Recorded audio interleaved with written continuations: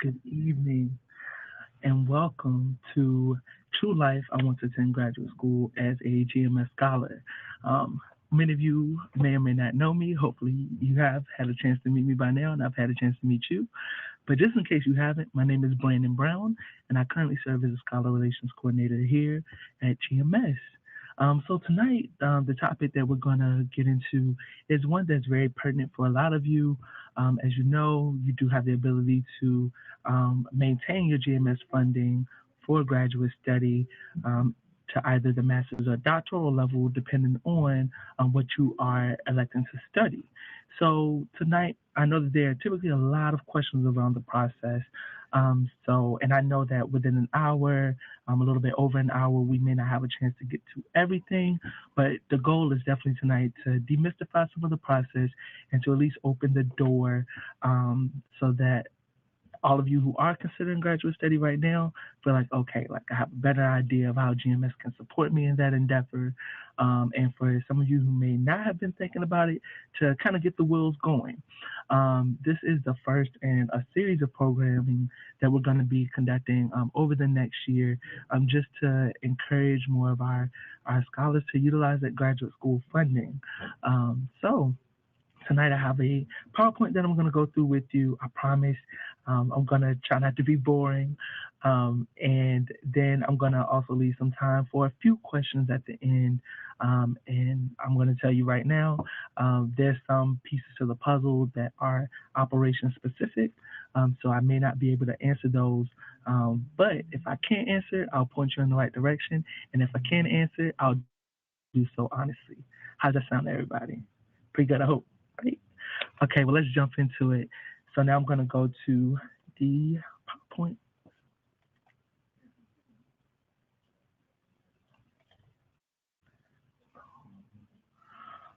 Alrighty. So tonight we are going to get into, give me 1 second. Alrighty. So, of course, the title of the presentation, True Life, I Want to Attend Graduate School. And as you can see on the flyer, here are a couple of the topics that we're going to broach. But just in case, I also did a slide particularly for this piece.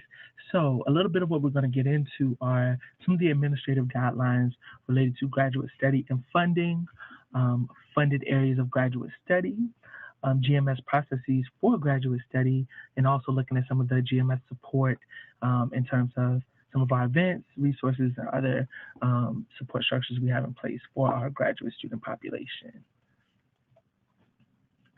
Alrighty, so how many of you all remember the GMS Administrative Guidelines? Everybody, I hope. I'm pretty sure that at your first year leadership conference that was something that was brought up a lot. GMS Administrative Guidelines, GMS Administrative Guidelines. They really are your handbook to this whole program. And in the administrative guidelines, you can actually find a lot of information related to graduate school study. I've tried to parse out some of the most salient in terms of our conversation tonight. So, of course, in order to be eligible for funding, you have to be enrolled full-time in a U.S. accredited institution. But also, you'll see that there are funding maximums for graduate study. You receive up to 2 years for a master's degree and up to 4 years for your doctoral degree. As you can see, as a little note, funding for the doctoral degree may be reduced if a scholar utilized the GMS funding maximums for undergraduate study, but also master's study. If you all utilize the funding maximums for undergraduate study, master's study, or if you did pursue a teacher certification or education specialist degree.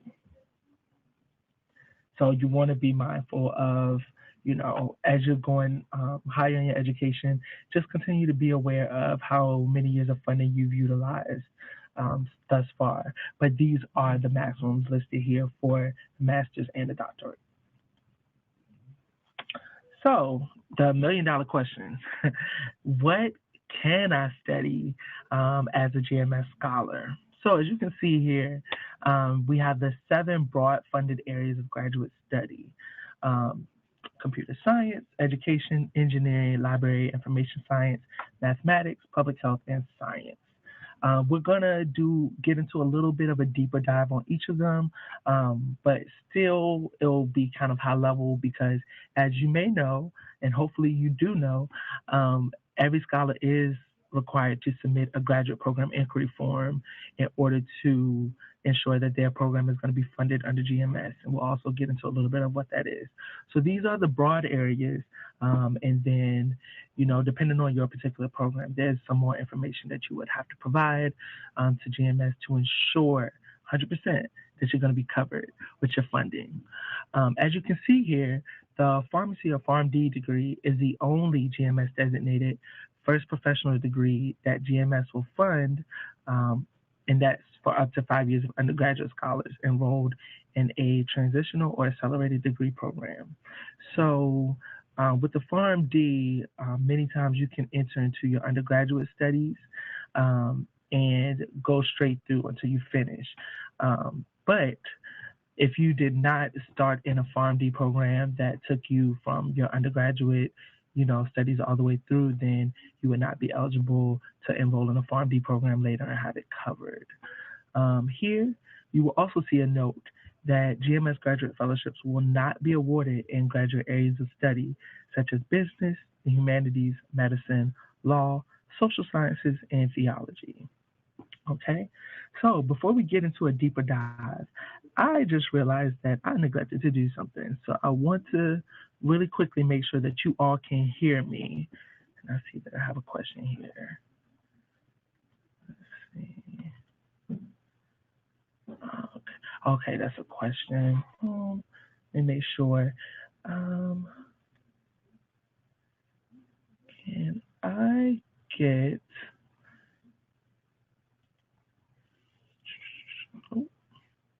Stop sharing.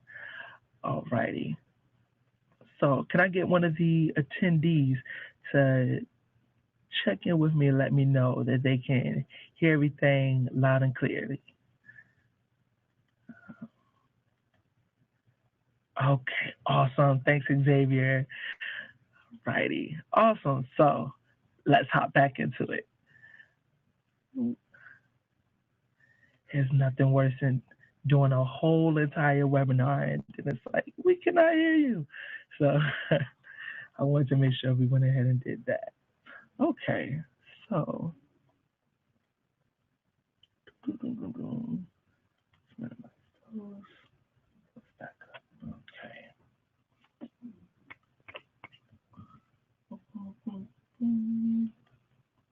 All right. Reason my PowerPoint. Okay. Alrighty. Okay. So to hop back into it, there we go. I had to mute the notifications from Facebook. I could hear them all in my ear. But to hop back into the presentation, so I just talked about, the funded areas of study overall, and the next few slides are going to do a bit of a deeper dive. Again, a little bit of a deeper dive, but still like a broad overview of each of the funded areas and some of the criteria around pursuing graduate degrees in those areas. For everyone that has questions, unless it's something technical where you can't hear me or something of that nature, please, I'm not ignoring you, but feel free to go ahead and type your questions in.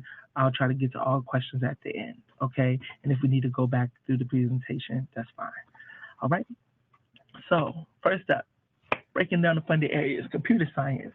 In order to be eligible to be considered for GMS funding as a graduate student in computer science, you must pursue a master's or doctoral degree in computer science. I mean, you can't exactly pursue one in, underwater basket weaving if you're trying to get funded as a computer science scholar. And you will see that under all the graduate areas of study, that is the first piece of criteria, is that you are actually pursuing a master's or doctoral degree in that discipline. Next, you'll see listed some of the units or the some of the following degree programs that typically fall under this area. You have the Master of Science in Computer Science, the Master of Computer Science, the Doctor of Philosophy in Computer Science, Doctor of Science in Computer Science, and the Doctorate in Computer Science. Your graduate computer science program also must focus on the study of computers and include fields of knowledge such as computer hardware, computer software, computer engineering, and or information systems and robotics. Okay?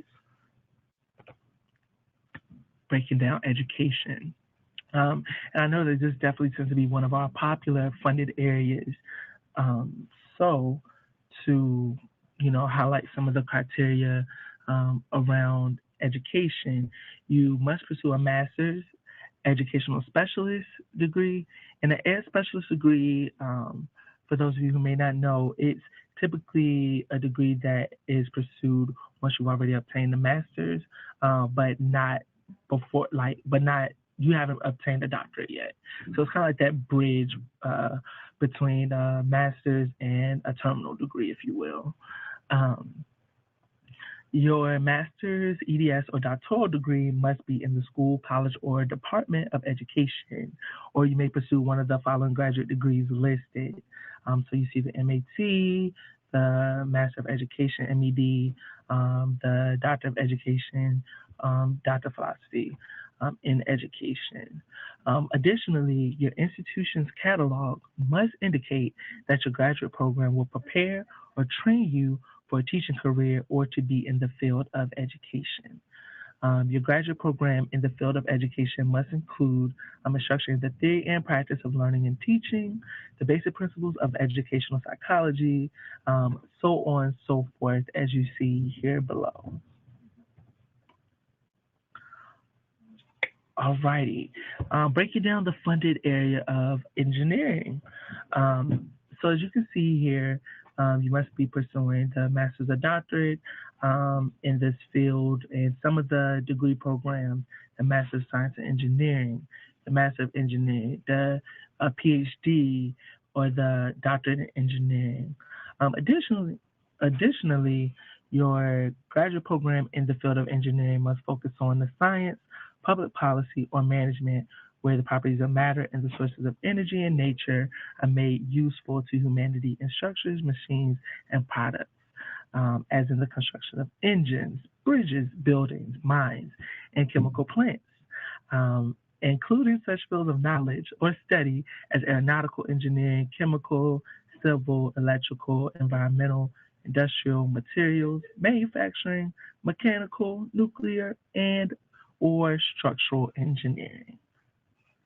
Ooh, that's a mouthful. Alrighty. So break it down and looking at library information science, which, surprise, surprise, of the 7 funded areas, I know that this was the one that I was even more shocked by when I initially came to work for the program. I was like, whoa, like library information science, that almost seems like a lost art. But until you've been to your first ALA conference, once you've been to your first ALA conference, you will quickly realize that library information science is alive, kicking, and very, very well.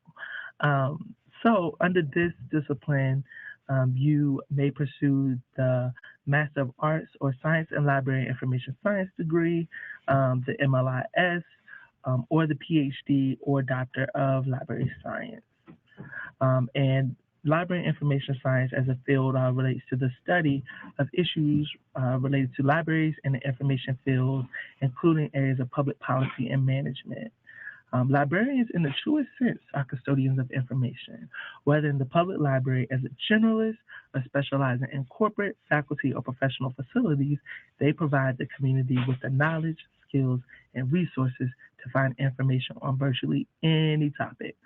So I don't know about you all, but there's no way I could have made it through, my K-12 education, and definitely not college or graduate school, without the help of my librarian. But I will say that the field is so expansive, so definitely take some time. If you are unclear or undecided on a path that you want to pursue, I feel like library information science is definitely one of the funded areas to really consider and look into, because it's way more than just it's way more than putting books away.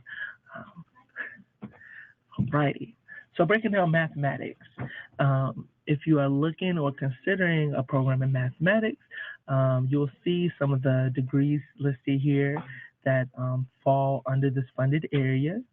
And then to note, your graduate program in the field of mathematics, including applications to public policy and management, must focus on the branch of knowledge or study of numbers and the systematic treatment of magnitude, relationships between figures and forms, and relations between quantities expressed symbolically, including such fields of knowledge or study as statistics, applied mathematics, and operations research.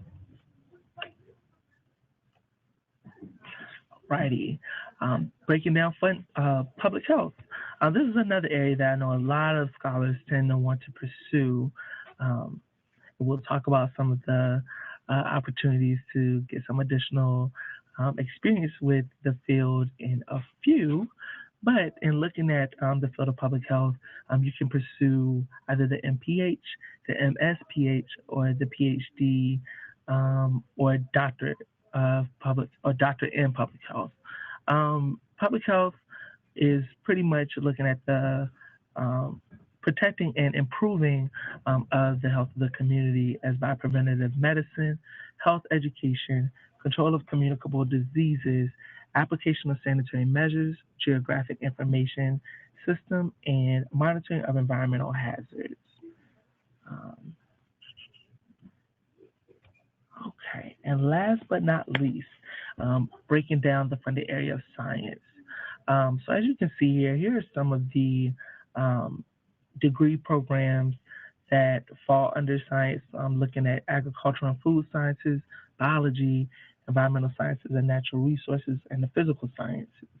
And it also has a further breakdown of the life sciences and the physical sciences, both of which fall under the funded area of science.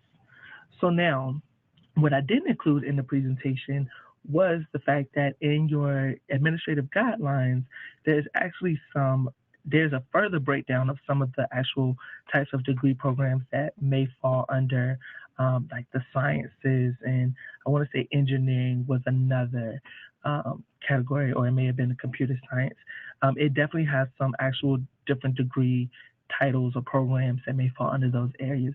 So take a look at that, but also remember that while something may seemingly fall under a funded area, we will not know until we do what? Complete the graduate program inquiry form.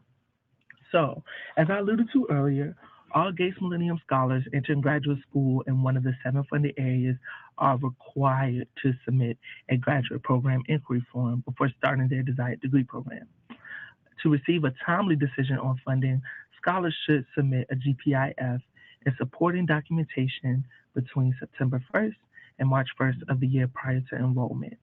The online GPIF form is currently available in the form section of the Scholar website. All right, and next we're going to get into a few frequently asked questions about GPIFs. But before we do that, I've been hearing the ring in my ear with that may indicate some questions. So we're about a little bit halfway through our presentation. So I'm going to actually pause to see if there are any questions that make sense to go ahead and answer now. I know I said hold on to the end, but I figure why not? Let's check it out. So let's see. Right. Put my face back on the screen. Alrighty, so let's see.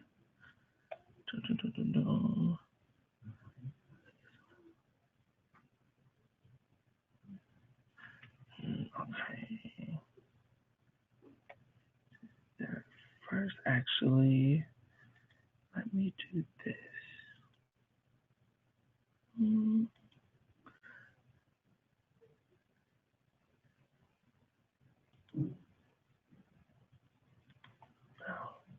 Okay, so let me first go over to Facebook to see what questions may have arisen.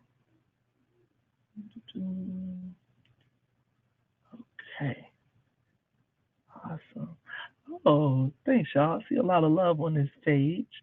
Um, let's see, were there any questions? Does anybody have any questions thus far? I'm glad everybody can hear so far. I want to make sure though. Any questions on anything we've gone over so far? Okay. See a couple in blue jeans. So, okay, so I'm going to start with the first one.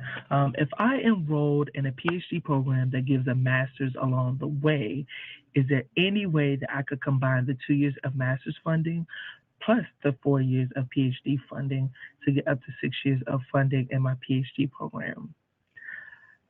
That's a really great question. And I'm going to give you what I believe the answer would be. But this is also a question where I would encourage you to follow up with the operations team that actually handles graduate program inquiry forms. I would say if you are going to be awarded because it gives a master's along the way, I would say that that's something to really hash out actually when you're doing the GPIF, because if that is how the program is going to operate, then you should be able to, as long as both of the degrees are in a funded area, then you should be fine. But you would definitely want to make sure that as you're submitting your GPIF, that is clearly outlined that you're going to be receiving like that master's degree. So, that 2 years of funding, boom, and then you're going to take 4 years for the PhD. What I would say maybe most important for you in pursuing a program like that is to be mindful of your timing.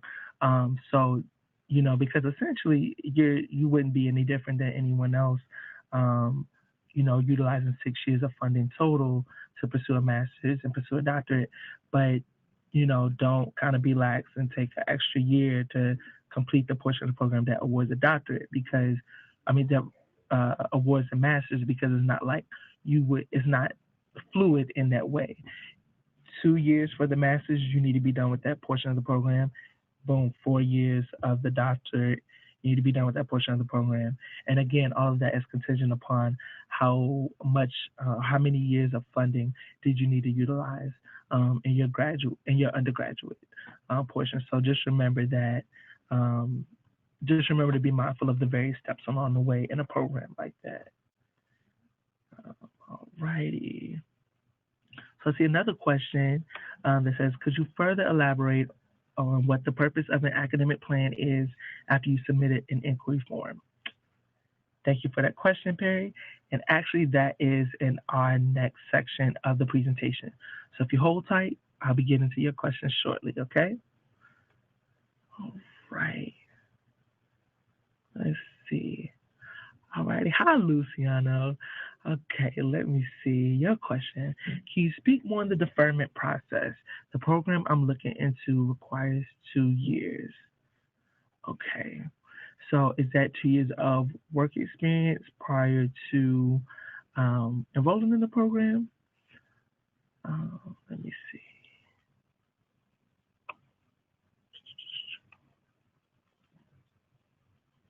I don't know if you're still there, if you could answer that for me. But generally speaking, as you know, each type of deferment, depending on what field you're going into and what you're hoping to do, there are definitely some areas that require certain amounts of certain lengths of time for work experience. And the program is understanding of that. So say you're going 2 years of work. Okay, perfect.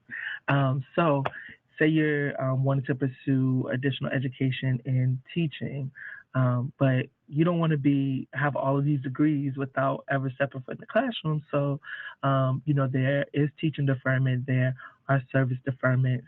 And I would say that with deferments, because there are the broad categories, but each case is definitely considered on a case-by-case basis, you would definitely want to be in touch with operations and and with your partner organization as well to help map out a plan for your educational goals that also incorporates any deferment time that you may need.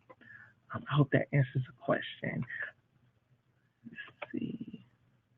Ready? Okay.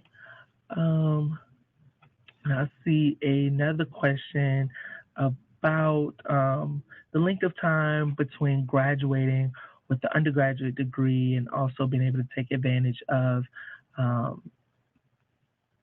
graduate school funding. And what I can say on that topic is you definitely want to make sure that you are still covered under GMS in terms of your funding.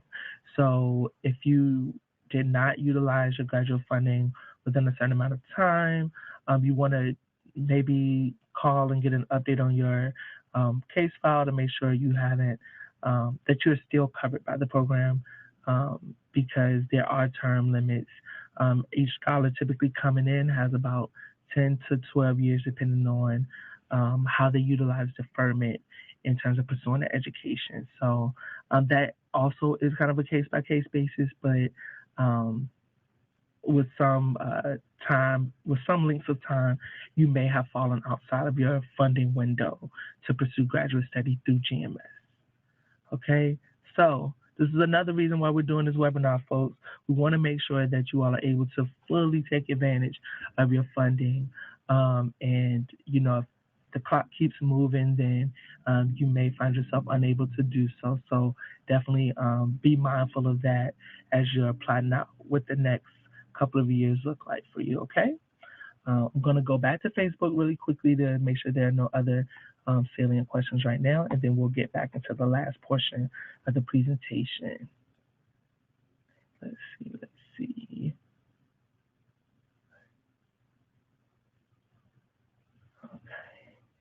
Okay.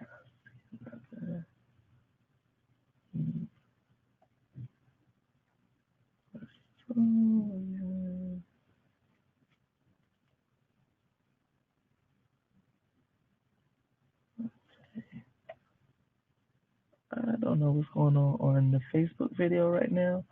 It looks as though some of the comments aren't showing up. Okay, here we go. For PhD funding, does it include living costs? Great question. That's definitely something that I want to encourage you to contact operations about, just because that's not something I want to comfortably say yay or nay to. Is anyone on the call that has pursued PhD funding and could answer that for your fellow scholar? Definitely head over to the GMS Facebook page right now. There's a comment under the picture and under the live video. So definitely, please feel free to answer that. Let's see, can we access the PowerPoint outside of the live chat? Yes, I will make the PowerPoint available to you all after the webinar. So yes, you will definitely have access to that. Let's see, can I get set funding for 2 separate one-year masters in funded areas, education and library science? I think that's definitely a case-by-case basis that you would want to inquire more about, because typically, I know once you receive a degree at that particular educational level, then to utilize more funding, you would need to go to the next level. So if you receive a master's, then you need to proceed on to doctoral study.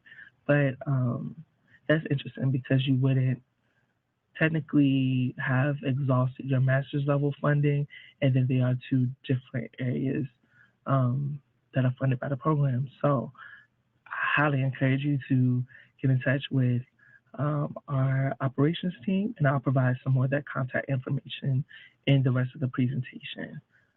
Okay, and I know that there were a few case-by-case basis, so I will also make sure that you will have my contact information at the end of this presentation so that you can ask those questions as well. But let me see, I think I saw two more. Two more questions. Let's see. Okay. Is he or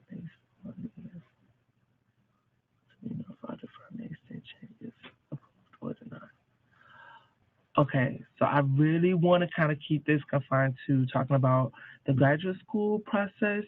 So specific questions on deferment, I can't really answer those right now, but I would definitely say if you submitted deferment requests early on in the renewal process, continue to give the operations team some time because they definitely have quite the load, but maybe in the next 2 weeks or so, kind of check in to see kind of where they are with your case file.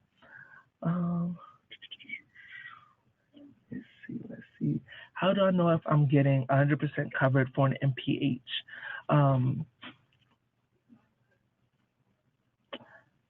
That if you are approved for your particular program, then it would seem as though you wouldn't be getting approved for half of it.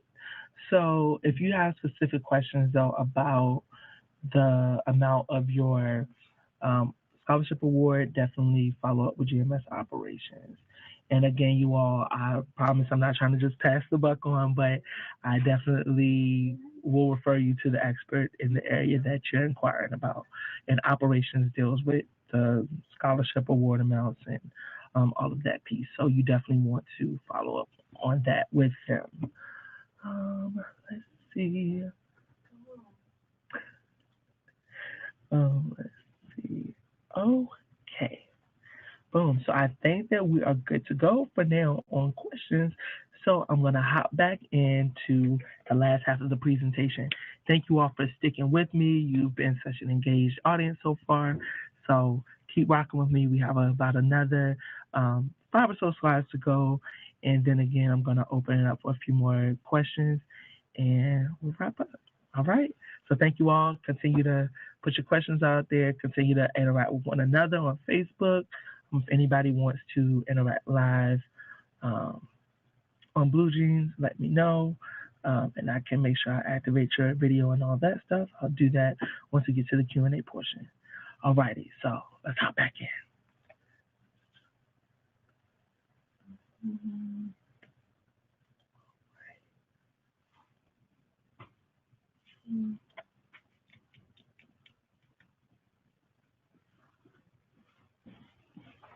All right. Let's back up.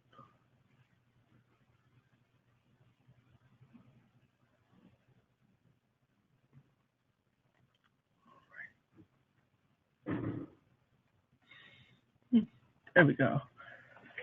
Okay, so we've already been through like the overview of completing the graduate program inquiry form, but let's get a little into a few more frequently asked questions on this topic.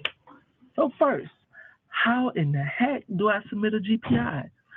So if you go into the Scholar portal on the homepage, you should see a link on the left side, and then you would click on that. Usually it may say forms or and then you would locate the graduate program inquiry form. You want to fill out all the fields completely, and if your prospective program has different concentrations or tracks, you should select which one. You should select one when you submit the GPI. If you're interested in multiple concentrations, submit a GPI for each one separately. Don't try to skip steps in doing that because each GPI is reviewed intensely and in depth.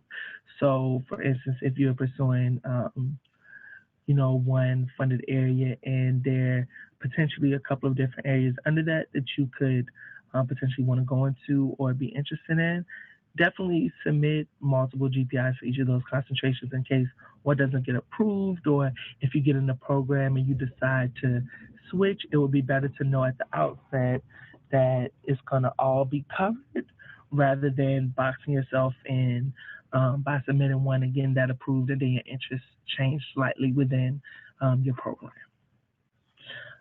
When should I submit graduate program inquiries? So as you saw in the previous slide, the priority window is September 1st through March 1st. But we definitely understand that, everything doesn't happen within a nice window of time. The most important thing to remember is that you should be submitting GPIs before you apply to the programs.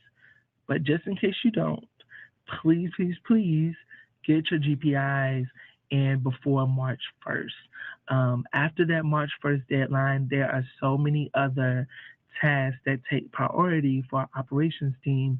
And so the turnaround time on receiving an answer on the GPI is very, very, very, it can lengthen. And you definitely don't want to do that, because by that point, you should start making preparations to enter into whichever your chosen program is. So do yourself a favor, get those bad boys in before March 1st. How many graduate program inquiry forms should I submit? You don't want to just submit one, because that could not end too well. And then you also don't want to submit like 10, because, goodness gracious. So you want to be able to focus down and really hone in on these other programs, these are institutions that I really am interested in studying. And if I were to get into any and or all of these, I would be able to make an informed choice moving forward. So we recommend about 5. I just happen to think 5 is a great number anyway, but that's a whole other story. But 5 is generally a good number of GPIFs to submit, because it's realistic. It's a realistic number of programs to apply to and decide among. How long does the review of graduate program inquiry forms take? As I said a few moments ago, if you submit before that March 1st priority deadline, your chances of being able to get a quicker turnaround is pretty good. We do typically ask for a 6-week window from the date of submission in order to receive a decision. But as long as you are submitting them early enough and definitely in advance of that March 1st deadline, you usually can get your response much quicker. Don't come submitting GPIFs after March 1st and saying, okay, well, why is it taking so long?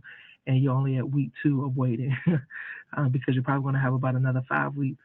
But no, seriously, get those in before March 1st, and chances are you can get an answer much sooner.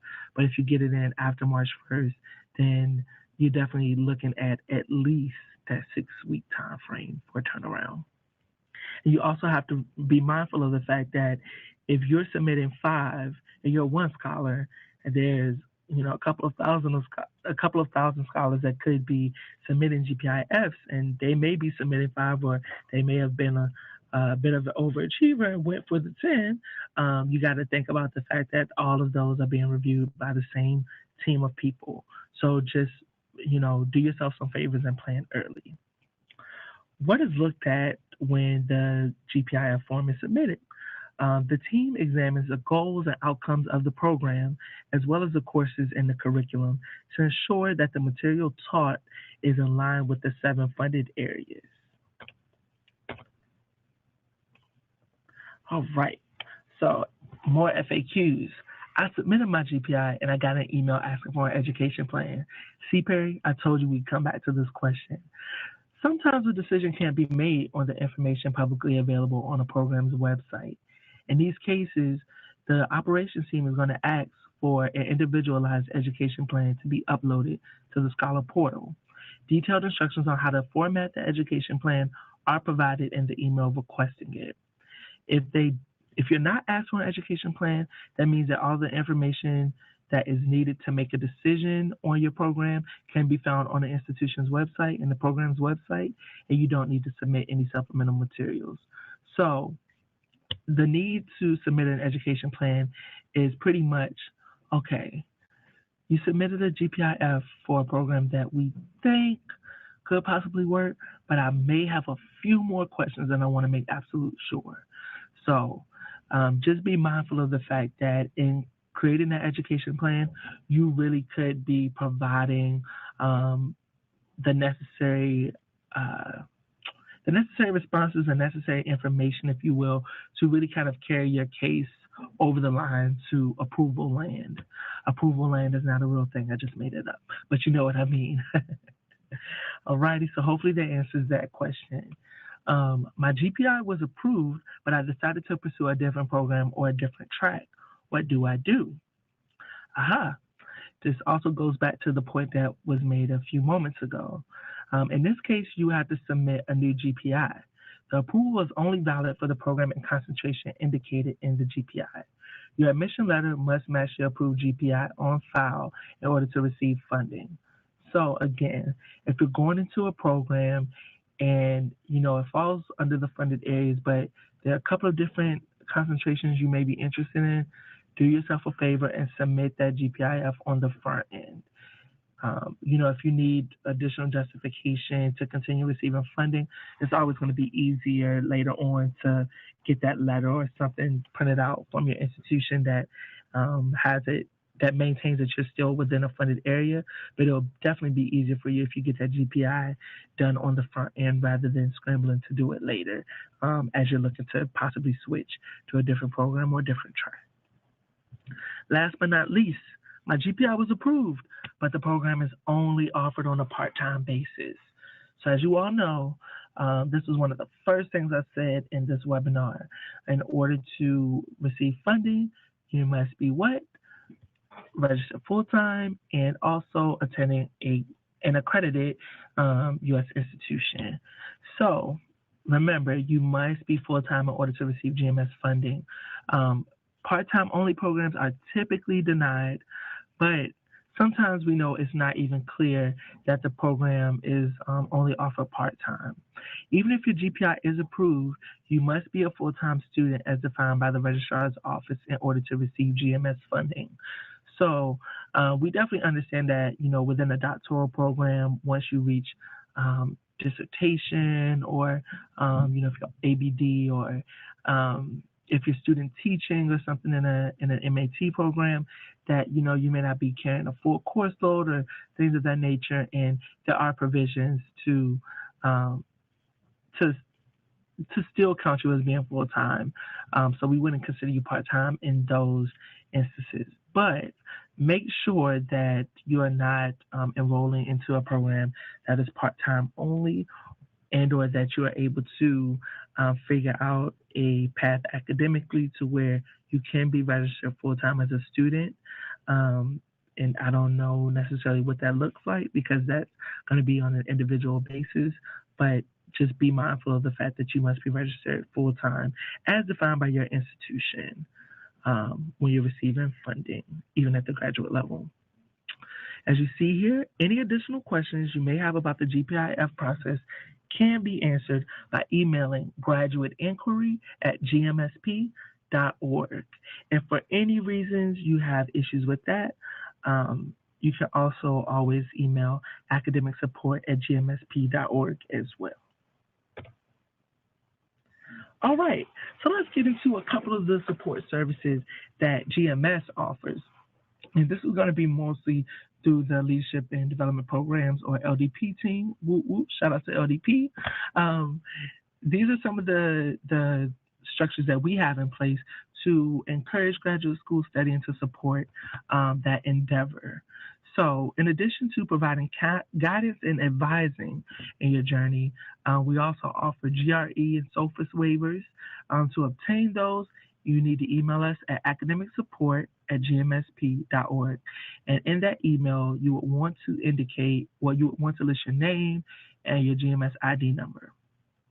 Two things to be mindful of. You are only able to obtain one GRE and a SOFIS waiver while you're a GATE scholar.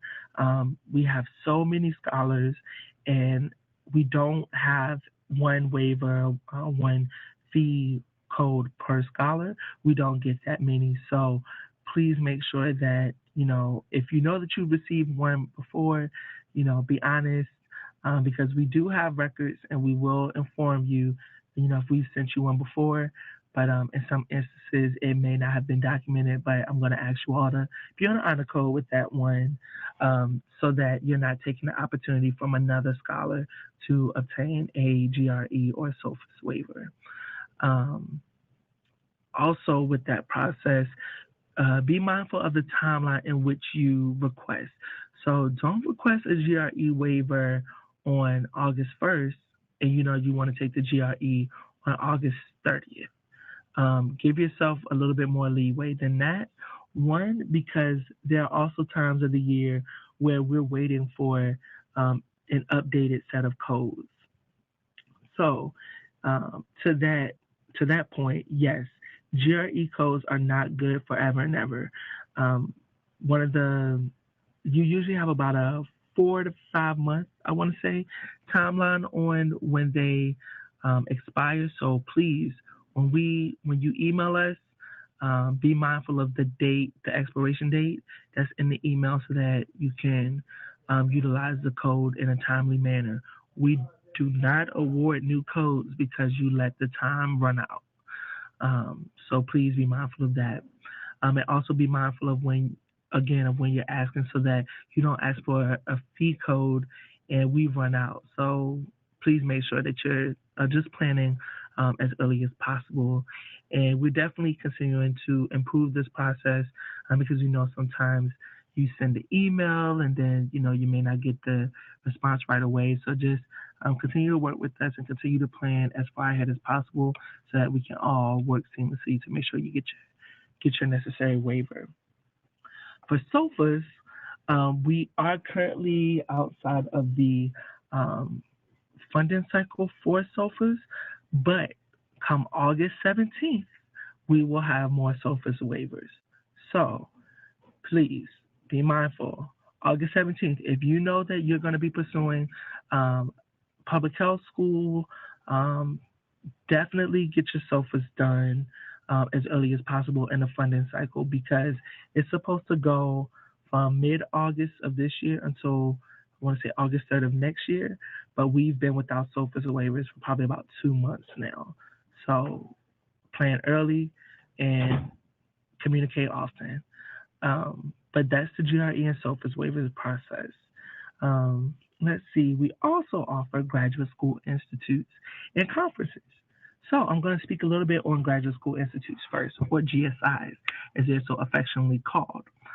The way that we currently do GSI is we have one standalone GSI at the end of alternative spring break back in March.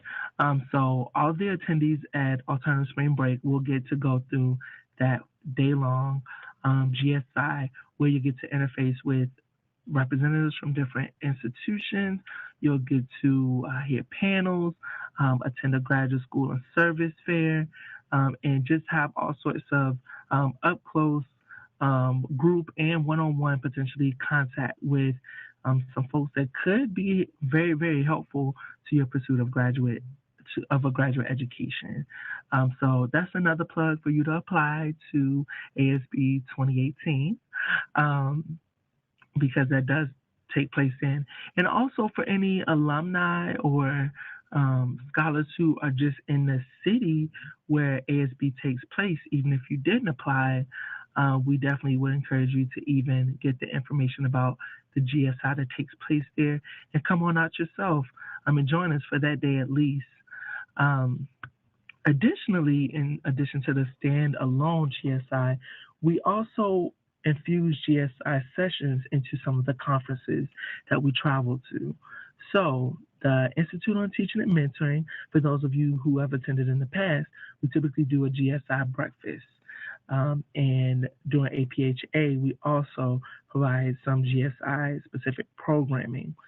So please be mindful of that, as the applications for both of those conferences are open right now. In addition to going and getting more information that could be helpful to your pursuit of a terminal degree at ITM, or to getting more information about the field of public health, you also could get some really good resources and establish some really good connections to help you make that next step in your educational trajectory. ITM and APHA applications are due on August 18th. Okay, so just a note for everyone to remember that. Okay. Next, we also, again, like I said earlier, we're going to be doing more webinars around graduate school and the process and looking at taking an even deeper dive into the 7 funded areas. And while we think we have a pretty good idea of some of what you all may need in terms of looking to pursue your graduate studies, don't hesitate to tell us what you want or what you need to see. We can definitely craft some workshops around your interests and just things that may be helpful to know. Perhaps you're a GMS scholar that's already in the master's program and you're like, hey, this would be great knowledge or great information for other scholars to know as they pursue their master's or on the doctoral level. So please, if you have ideas for webinars, if you have things that you're like I would love to know more about this area, more about this topic as I consider graduate study, send us an email academicsupport@gmsp.org, email me at brandon.brown@gmsp.org, write on our social media, hashtag it AskGMS. Yeah, let us know. We always want to make sure that we're staying fresh, innovative, and informative in the content that we're bringing to you. Okay? Last but not least, yes, y'all, we are at the point where we've almost finished the presentation. We are actively working with various organizations and colleges and universities to ensure that we are able to provide additional support for the graduate school matriculation process. Some of these partners at the moment include Harvard University's Graduate School of Education and Idealist.org. So if you've never traveled to Idealist.org, they're most known for being like a job board of sorts for careers in service, nonprofit sector, and things of that nature. But they also have a whole branch that focuses on graduate school with helpful articles and also graduate school fairs that you can register to attend. These graduate school fairs have hundreds of institutions represented, and they're completely free. They come to cities all across the country, and they take place in the evening, allowing for working professionals or students or people that have busy lives during the workday to come on out and to learn more about programs and institutions that may be of interest. Please take advantage of that. The link is live right now so that you can log on and register for the graduate school fair that's closest to you. Additionally, Harvard Graduate School of Education has a diversity recruitment program that takes place in October that they bring out, individuals of diverse populations, which, hey, GMS, they want talented, young people or, and professionals to really come on out to connect with faculty, students, and alum to really find out more about the doctoral and master's degree programs. They are offering a travel fellowship to individuals who may be interested in going, but whom it could be cumbersome to really try to, pay that travel out of pocket.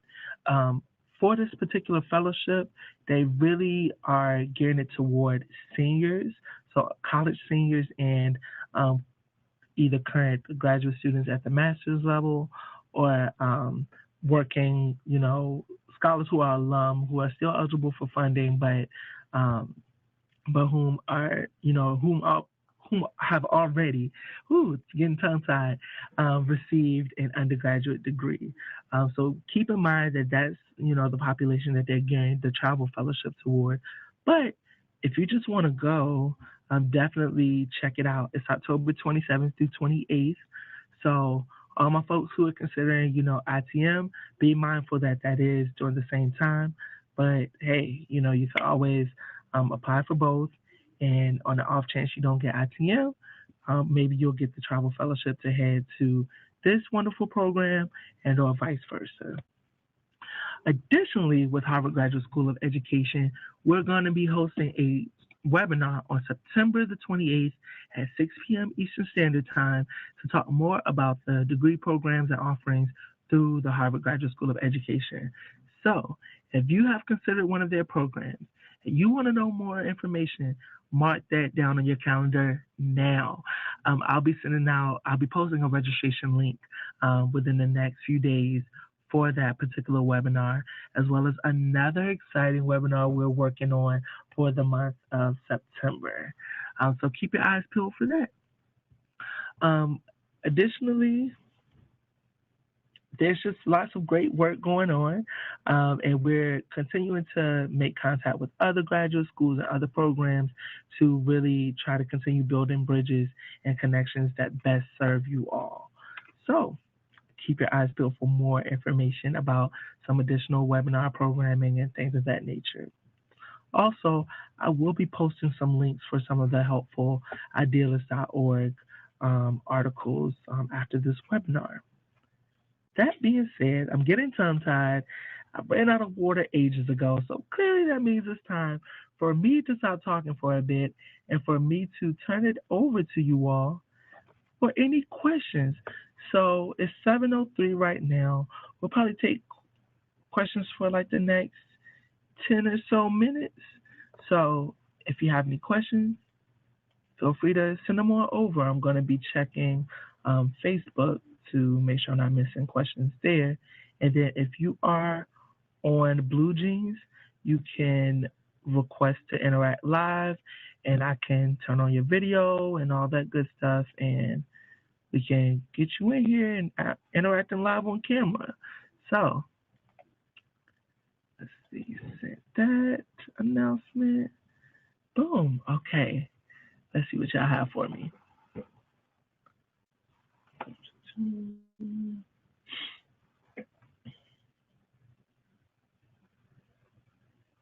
Okay.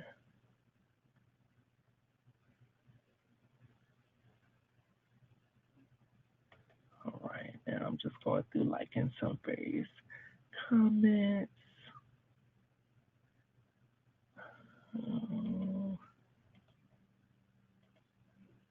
Let's see. Looking pretty quiet. What am I missing?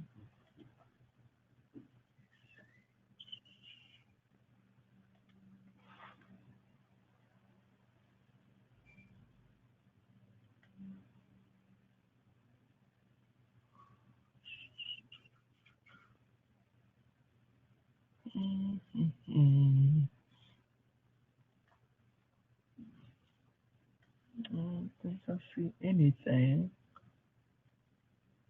I don't think I see any new questions.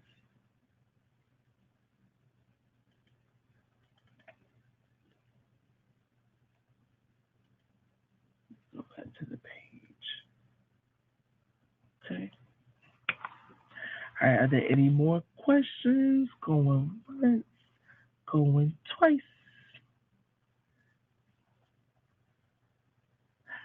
Has the webinar been helpful for you all? Let me know. Hopefully it has been.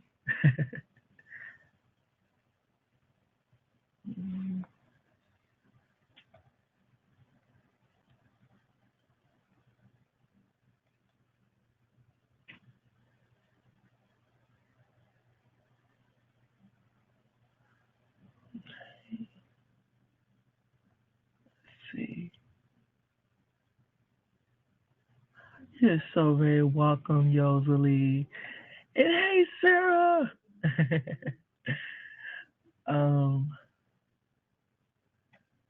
Okay. So, I see some questions that popped up. Let me see.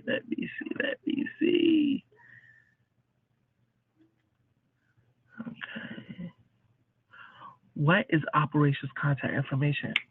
Xavier, thank you so much for that question. All right. To get in touch with GMS operations, you're going to want to dial 1-877-690-4636. 4677. Again, that is 1-877-690-4677. And there are various, thank you, Anonymous, for saying it's been super helpful. And thank you, David. There are various email addresses within operations, so I would suggest maybe calling first to try discussing what your particular need is, and you can be further directed once you dial that general line for operations. But again, if you needed anything related to the graduate program inquiry form, you're going to want to utilize the email in the presentation that I gave, and I believe it was graduateinquiry@gmsp.org. Let's see. How will we be able to access the PowerPoint after the live chat? I am going to look at, I feel like you can load PowerPoints onto Facebook now. If not, let's see, because everybody may not be on Facebook. So here's what I want you to do. If you want a copy of tonight's PowerPoint, email me at brandon.brown@gmsp.org. And my name is spelled BRANDON, Brown, BROWN, no E at the end, at gmsp.org, and I can make sure to get you a copy of this presentation. But I will be, I actually may also look into hosting it somewhere online and then putting the link up on our various social media sites. So I will make sure that there are ways for you all to get access to this presentation within the next 24 hours. Hey, thank you so much for that question. All right, and let's see. I think I have another one in here. Oh, you're so very welcome. Y'all are so welcome. I'm glad that I'm able to bring you helpful and useful information. So we'll do one more refresh. Let's see. Do you have any tips on how to strengthen your PhD application? So I would say in applying for a PhD program, you're going to want to make sure that you provide a clear statement on how this particular program is going to help you reach your future goals, and that can be personal in addition to professional, but make sure that you're able to make that distinction, how this particular program is going to build that bridge to where you're hoping to go with your future. Make sure that you're aware of the program that you're applying to, that you do your research on the faculty and the outcomes of the program. Make sure that you have good folks that don't mind being critical, review your statement of interest, and if you have to submit like a biographical statement or something like that, make sure that you utilize that to give the admissions committee insight into who you are, but also insight into what you're looking to do with your future. It all comes back to, how does this help me get to where I'm going? And what I'm hoping to do with my career. So those are some of my, quick tips. I will also say just being very informed on what are the requirements. Do you know if there is a range for your GRE scores? Well, then make sure that you're putting some time into studying. Are you familiar with the campus and with the culture? So this kind of veers a bit outside of just strengthening the application, but also just things to be mindful of when you're doing your graduate school search. But be mindful of the campus environment and culture that you're pursuing, because you want to make sure that at the graduate level, there's the expectation of additional independence. So you want to make sure that you're somewhere that you still feel like you'll be able to survive and not only survive, but thrive. And also, make sure that you're looking at, am I going into a program where it's kind of individualized, or is it a cohort model? All of those things are important. But in terms of making sure that your application is strong for a doctoral program, definitely make sure that your statements are on point. That I think is probably the biggest thing. And don't be afraid to do multiple drafts. I can say in all transparency, I'm about to enter into a doctoral program this fall, and one of my really good friends ripped my statements up, and I spent a good amount of time going back and writing and rewriting, and it was a very humbling process as someone who considers himself to be a great writer, but it was also very necessary. So don't just get someone to review your stuff that's going to be like, oh no, this is perfect. But get someone that's going to be able to ask you intentional questions and, provide you with insight and perspective that you may be missing. And it's okay because we as individuals can't think of every single thing. So don't be afraid to get someone in your corner like that. Sorry for the long drawn out answer. Just want to make sure that it's helpful. Taylor, hey, when are GRE waivers made available? We have GRE waivers available right now. Not now, but right now. Actually, maybe just now because it's after hours. So any requests that come in tonight will not get seen until tomorrow. But we do have GRE waivers available right now. So as long as you have not received one already, please go ahead and send that email over to academicsupport@gmsp.org to put in your formal request for a GRE waiver. And again, remember that SOFA's waivers won't be available again until August 17th. All right.